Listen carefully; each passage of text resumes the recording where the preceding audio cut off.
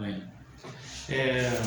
Continuando aí nosso estudo de história da igreja, hoje nós vamos falar um pouco sobre os pais da igreja, tá? E é importante falar que os pais da igreja se dividem em três categorias, ou seja, não são três categorias que eles são divididos, que cada um tem uma categoria melhor do que a outra, não, mas dividi-los no espaço mais ou menos temporal, né? Os pais apostólicos foram os alunos dos apóstolos.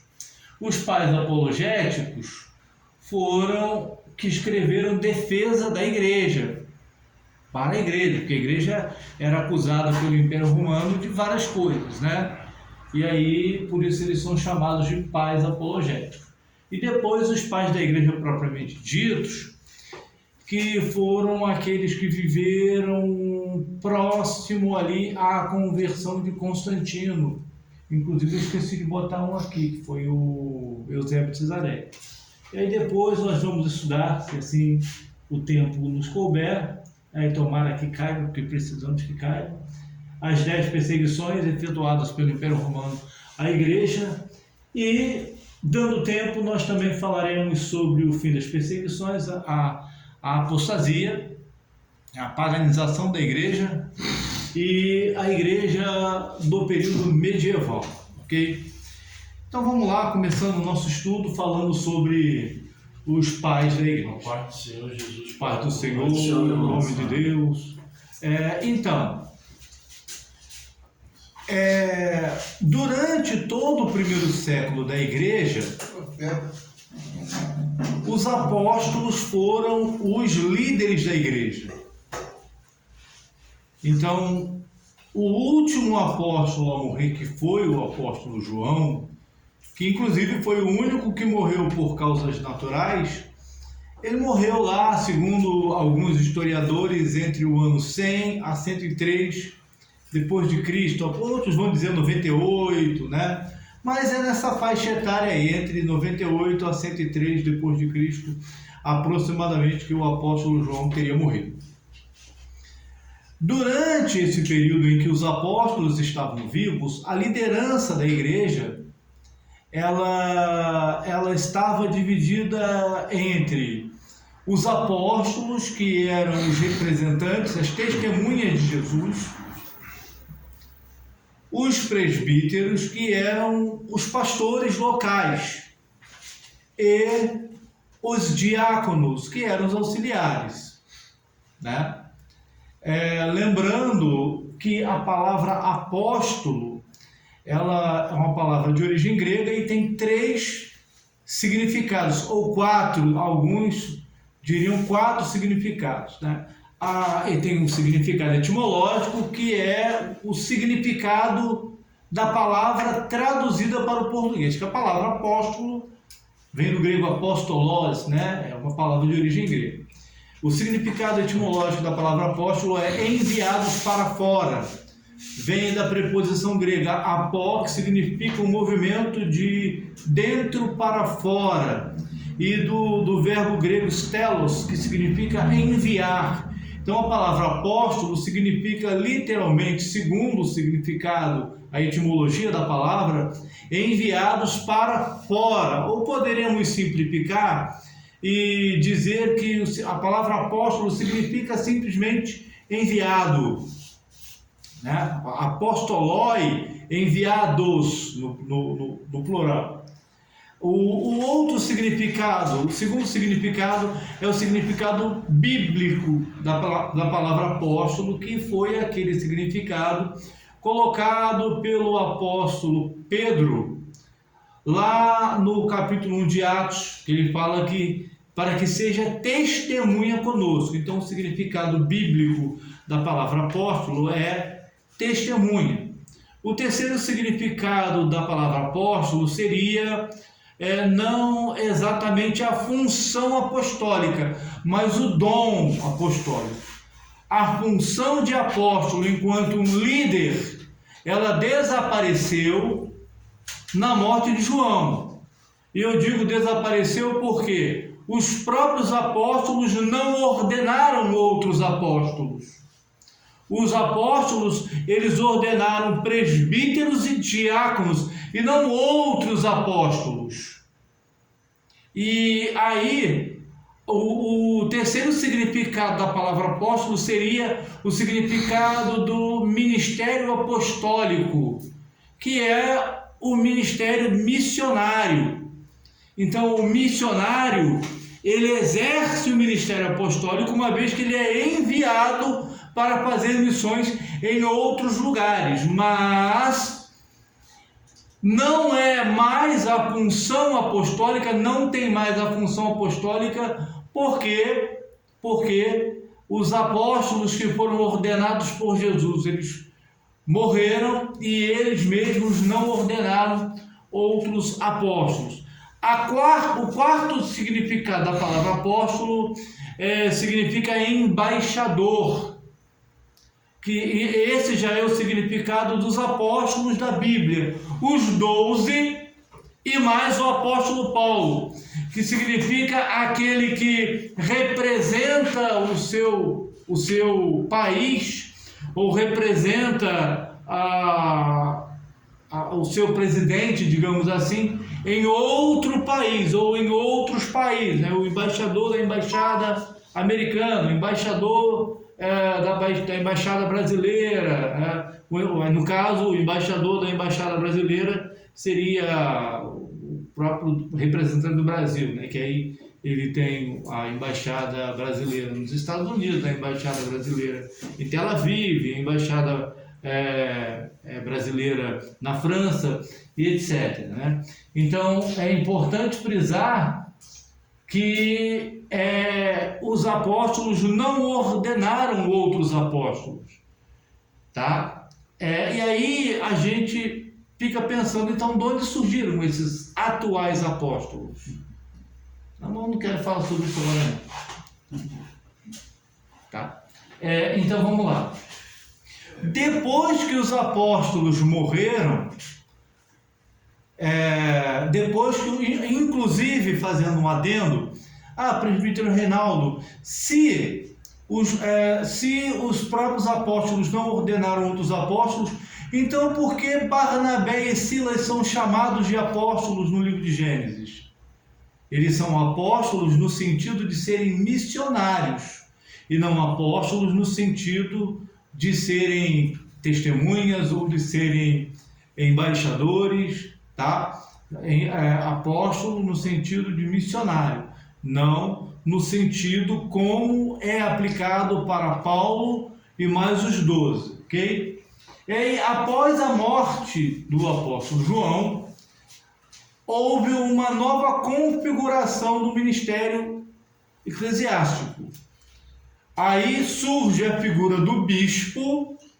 A figura do bispo, o bispo, ele é aquele que exerce liderança em toda uma cidade. Daí, por exemplo, nós vemos Irineu de Lyon, né?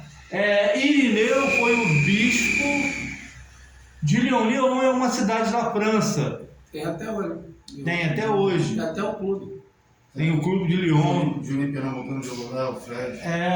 Então, Irineu, ele foi bispo de Lyon. Mas só que, vejam bem, naquele tempo a igreja era vítima de perseguição.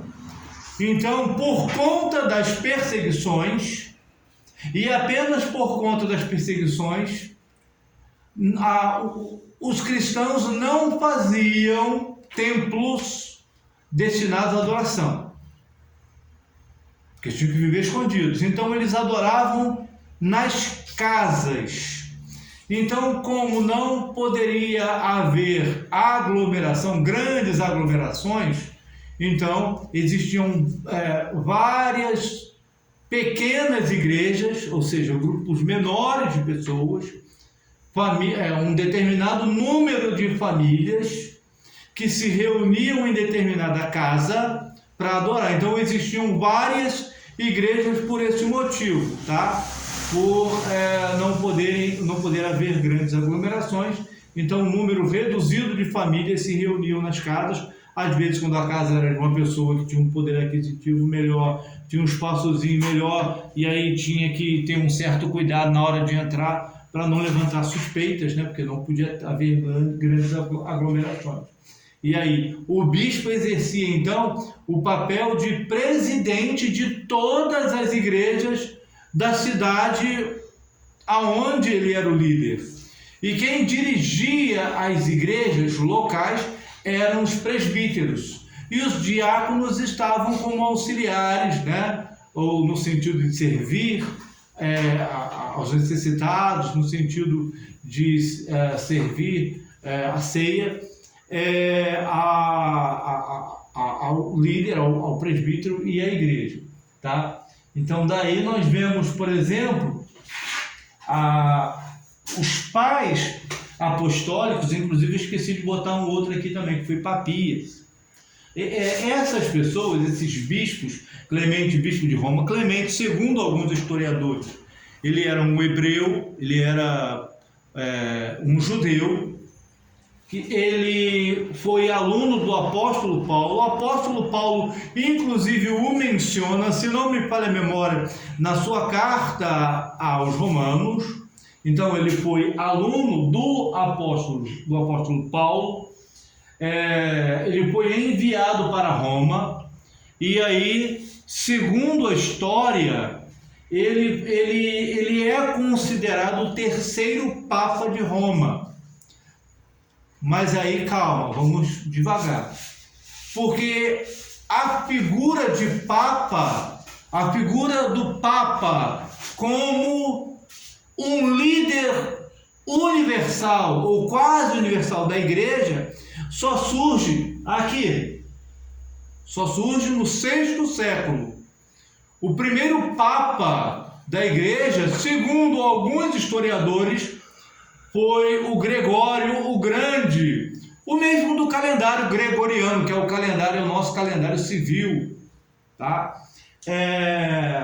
Então ele foi o primeiro Papa no sentido de alguém que exerceu liderança sobre todas as igrejas, ou pelo menos as igrejas do Ocidente, de todas as igrejas do Ocidente, porque as igrejas do Oriente tinham um outro líder, que era o patriarca de Constantinopla, tá? Então, Papa aqui não tem o mesmo significado do Papa de hoje. Papa aqui, quando vocês lerem Papa aqui, lembrem do bispo. Ele foi, digamos assim, segundo a cronologia de alguns historiadores católicos, o terceiro Papa ou bispo da igreja, tá? Então, quando os irmãos lerem Papa, entendam como bispo, antes do VI século, antes do ano 500 e alguma coisa, tá? A figura aqui era a figura do O bispo tem mais autoridade do que o pastor, né? Na igreja primitiva, sim. E hoje? Hoje depende. Hoje depende porque hoje tem o pastor presidente, que ele praticamente exerce a função de bispo. Tem, por exemplo, o bispo Macedo, ele exerce o bispado parecido com a igreja primitiva. Ele que comanda tudo. Ele comanda tudo. Ele e os demais bispos, né? E aí também agora me parece que a Assembleia de Deus, o Ministério de Madureira, exerce mais ou menos o mesmo papel, que agora aquele pregador, aquele pastor, eu até gosto muito de ouvir ele pregando, o Samuel Câmara, não é o Samuel, aquele que prega meio-dia, todo sábado na televisão, esqueci o nome dele agora, ele é bispo também, né? Então, tem o bispo Davi Miranda, não é isso? Sim. O bispo Davi Miranda, que já é morto, que ele também exercia liderança sobre todas as... Dele, né?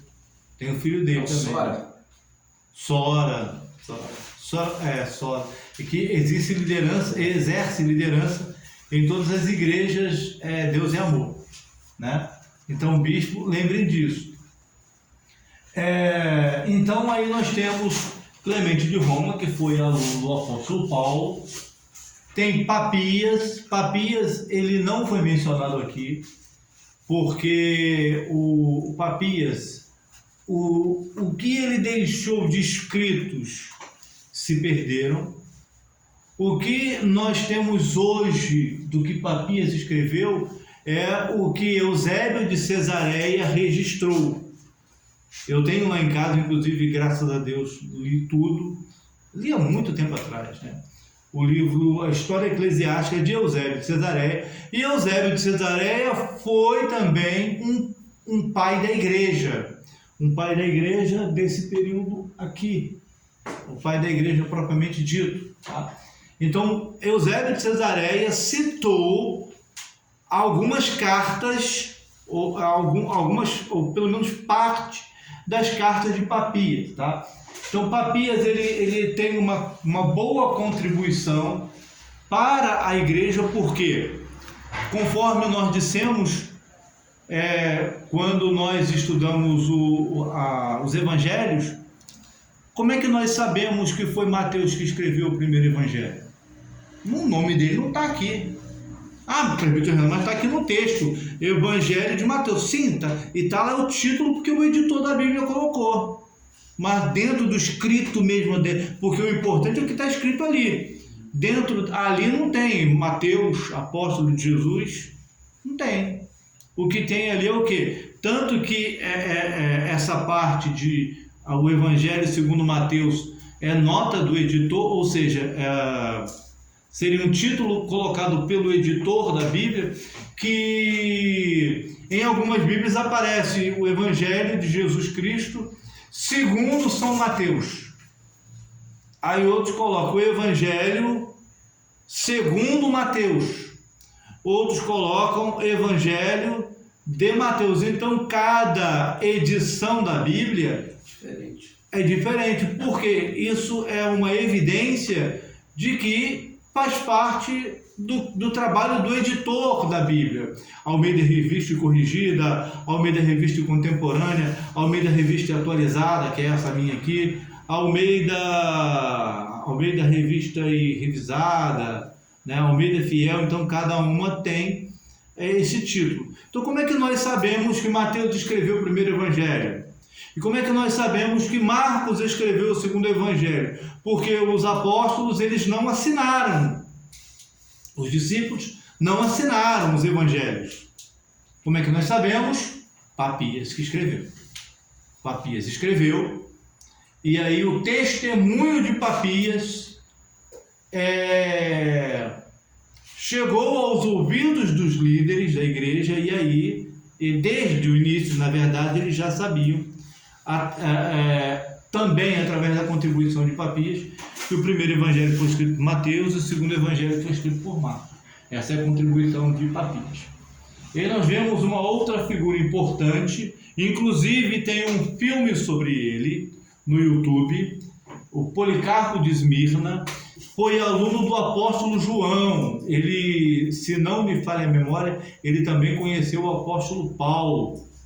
O Policarpo de Esmirna, ele exerceu o seu ministério em Esmirna, e lá por volta do meado do segundo século depois de Cristo, tá? A igreja ali sofreu uma perseguição, e porque a perseguição no Império Romano nunca foi, que a gente vai falar daqui a pouco, nunca foi universal. Acho que a gente já falou também semana passada, né? As perseguições do Império Romano contra os servos do Senhor Jesus nunca foi universal, nunca foi em todo o Império, sempre foi mais a nível local. Então, e as perseguições, muitas das vezes, ela também vinha, por exemplo, muitas delas, por exemplo, todo súdito do Império Romano tinha que queimar incenso ao imperador. Era um culto ao imperador. Era algo simples, era só queimar lá incenso lá diante do imperador. Só que os nossos antepassados espirituais, né, os discípulos do Senhor Jesus, eles se recusavam a fazer isso. E aí eles sofriam uma perseguição. Às vezes a perseguição começava por esse ato. Então Policarpo e os seus membros disso, da igreja que ele liderava, recusaram-se a queimar incenso perante o imperador. Então ele ali sofreu uma perseguição. E a morte dele é uma das mais enigmáticas e uma das mais significativas da história da igreja. Ele era um senhor de 86 anos de idade. Quando a perseguição insurgiu sobre a igreja de Esmirna, ele foi aconselhado a se refugiar, ele foi para o interior. Só que um dos membros da igreja dele foi capturado, foi torturado, e aí, sob tortura, ele revelou aonde Policarpo estava. E aí, os soldados romanos, junto com o magistrado, o juiz ali, foram até onde Policarpo estava. Ele estava jantando. Ele convidou os seus perseguidores a comer com ele. E aí depois ele fez uma oração e logo em seguida ele foi tranquilo para o carro dos perseguidores. E ele foi colocado na carruagem do chefe dos magistrados. E o chefe dos magistrados, muitas das vezes, um tanto quanto comovido por causa da sua idade, fala para ele negar Jesus. E aí ele fala: há 86 anos eu sirvo, por que eu negaria meu mestre e senhor? E aí ele é empurrado, ele cai da carruagem e quebra o tornozelo. Depois ele é colocado novamente, aí se não me engano, em cima de algum cavalo, alguma coisa assim. E ele é conduzido até a arena. Lá na arena, novamente pedem para ele negar Jesus. Ele se recusa. E as pessoas começavam a gritar, porque era um espetáculo naquele tempo, né? Queimem-o, queimem-o, queimem-o. E ele fala: olha, vocês podem me queimar com fogo, que queima e logo se apaga. Mas vocês nada sabem do fogo do inferno, que queima para sempre. Aí, depois disso, ele é condenado a morrer na estaca, queimado. Segundo Eusébio de Cesareia, o pai da igreja, que nós mencionamos agora há pouco, o fogo criou uma barreira em volta dele, uma espécie de escudo, digamos assim, mas não chegava até ele. E aí alguém pegou uma lança, provavelmente o carrasco ali, né, alguém responsável pela execução, pegou uma lança e cravou no estômago dele, e isso o levou à morte. Policarpo, ele escreveu muitos livros. Aliás, o único que se preservou para nós hoje, agora eu não lembro se é a sua carta aos Filipenses, apenas um de seus escritos, porque eles inclusive escreviam muito. E as explicações da Bíblia que eles davam eram extremamente minuciosas. Tá?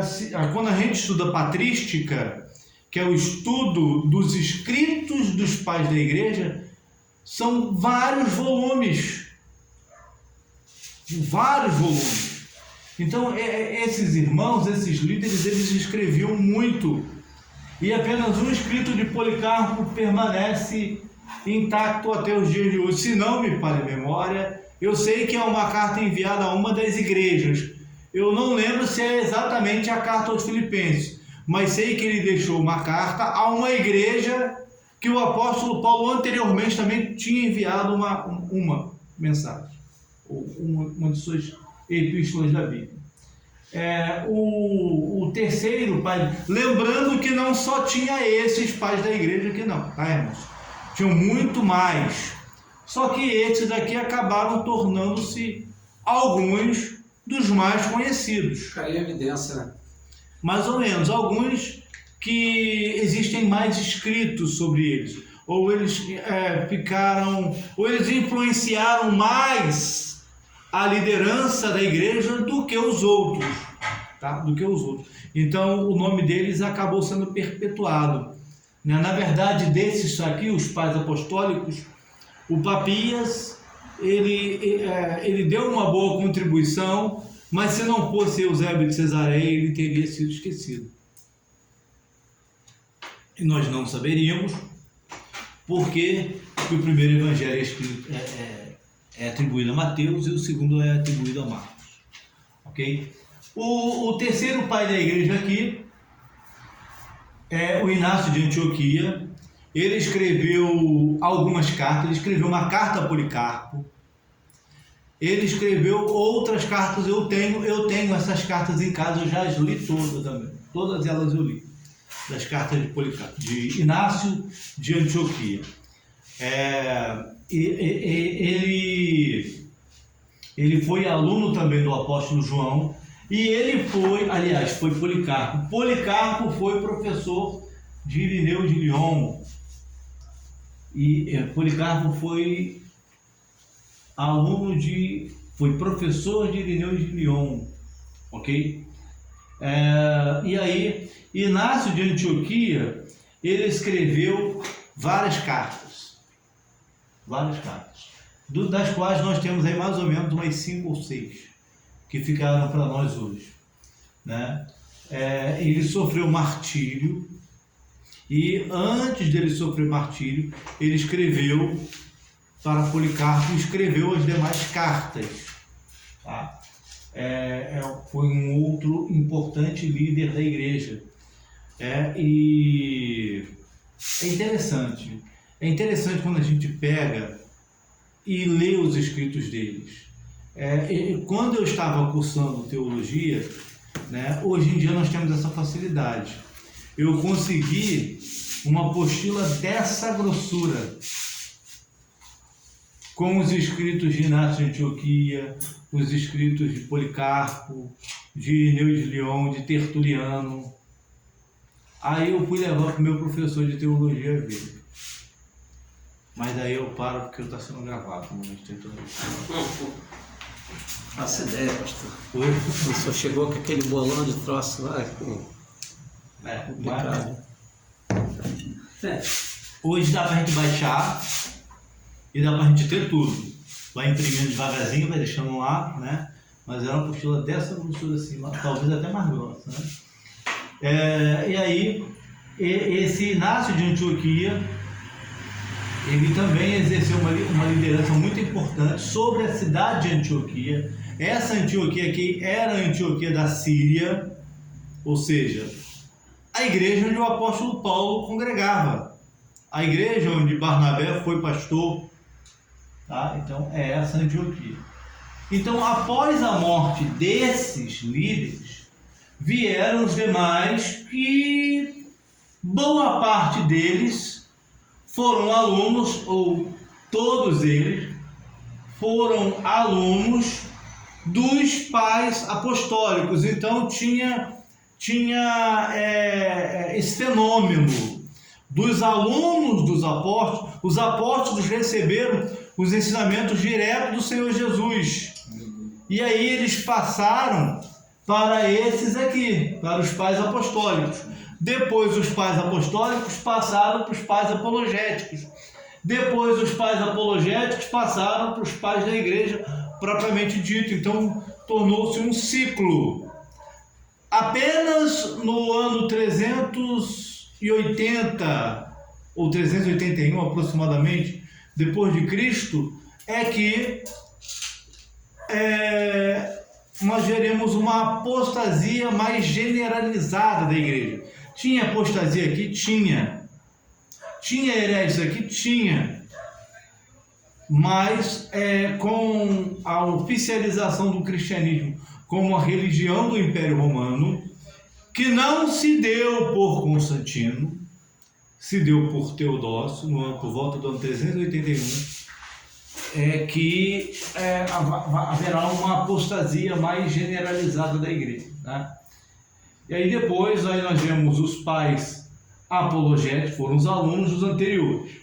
E aí nós temos Irineu de Lyon, A importância de Irineu de Lyon reside no fato de que ele foi aluno de Policarpo e de que ele não acrescentou nada aos escritos dos seus mestres.